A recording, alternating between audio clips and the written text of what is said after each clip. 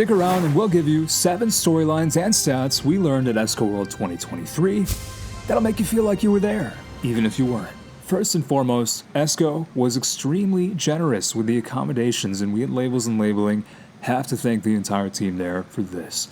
Number 1, personalization and sustainability take the lead. Guys, this year was all about brands becoming really agile and doing everything they can to create a more personal bond with their consumers.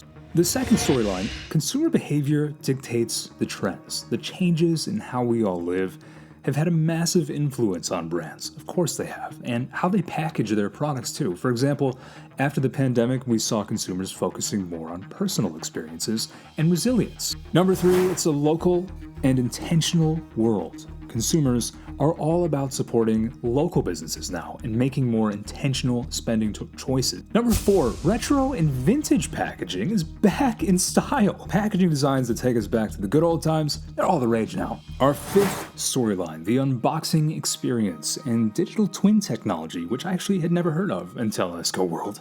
With online shopping growing like crazy, unboxing has become a huge trend, and actually, no surprise, 62% of people who will watch unboxing videos, well, I guess they plan to buy the product. Number 6, technology and cloud are packaging's new best friends. Or they're getting there, at least. 48% of brand owners already have their systems in the cloud. Number 7, automation, sustainability, and consumer preferences. A whopping 73% of suppliers believe automation will have the biggest impact on packaging. 71% of consumers and nearly 90% of brands think that sustainable packaging is super important. And it is. We cover this more in the next issue of our magazine. And a longer video is there detailing our adventures through Orlando and St. Louis. Thanks for watching.